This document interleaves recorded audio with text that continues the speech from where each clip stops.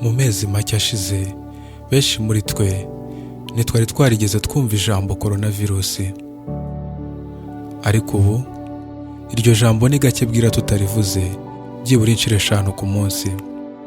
Coronavirusi yabaye imwe mu magambo tuvuga buri munsi, kimwe na mwaramutse, amakuru, mwiriwe cyangwa muraho.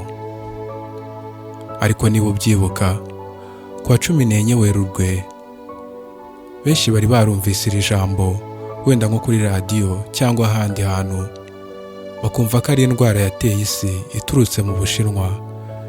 Ariko kuri uwo munsi ubwo twamenyaga ko iyo ndwara yageze mu Rwanda, benshi bahiye ubwoba nubwo batari bazi neza iby'iyi ndwara. Uko iminsi yagiye ihita indi ikaza, twatangiye kugerwaho n'ingaruka z'iki cyorezo. Amashuri arafunga, akazi karahagarara, dutegekwa kuguma mu rugo, yewe n'umuco twari tumaze ubuzima bwacu bwose dufite wo gusuhuzanya mu biganza urahagarara. Ariko se ibyo byose byaturutse he?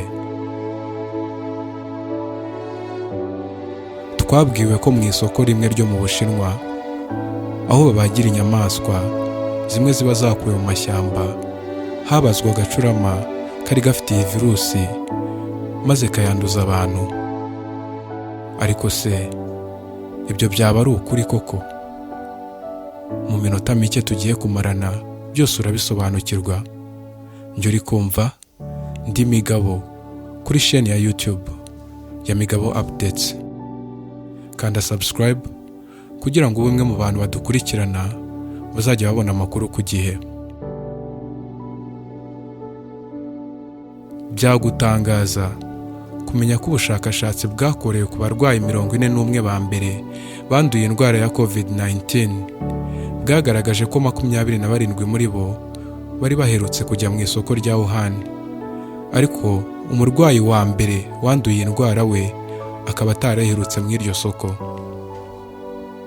Nk'uko umushakashatsi Stanley Perlman abivuga, bashobora kuba barafashe umwanzuro w'uko iyi virusi yaturutse mu isoko rya Wuhan bashingiye gusa ku mpamvu y'uko abantu benshi banduye indwara bageze muri iri soko, ariko nta bimenyetso bifatika bibyemeza. Indi mpamvu ituma dushidikanya ku nkomoko y'iyi virusi nuko nyuma gato y'uko iyi virusi igaragara muri iri soko rya Wuhan, hahise hakorwa isuku ihambaye, maze abashakashatsi babura aho bahera bakora ubushakashatsi. Nk'uko ikinyamakuru The Guardian kibivuga, coronavirusi ishobora kuba koko yaraturutse muri iri soko rya Wuhan, ariko ikaba itaraturutse ku gacurama, ahubwo yaraturutse ku kanyamaswa bita Pangolin. Ikigo mpuzamahanga kibungabunga ibidukikije cyavuze ko Pangolin ari zimwe mu nyamaswa zicuruzwa mu buryo butemewe n'amategeko kurusha izindi ku isi hose. Abenshi bazikundira inyama yazo iryohereye n'amagaragamba yazo bakunda gukoresha mu buvuzi, ariko Pangolin ifite irindi banga riyishemo. Nanone hari raporo yagaragaje ko Pangolin zitagaragajwe muri liste y'inyamaswa zacuruzwaga muri iri soko rya Wuhan, nubwo zahacururizwaga ari nyinshi cyane mu buryo butemewe n'amategeko.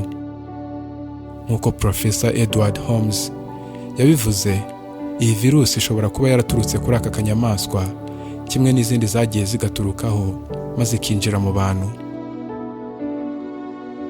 Nubwo bitaremezwa neza, ariko haracyakorwa ubushakashatsi burambuye ngo bamenye koko niba coronavirusi yaraturutse ku gacurama cyangwa kuri aka kanyamaswa kitwa Pangolin.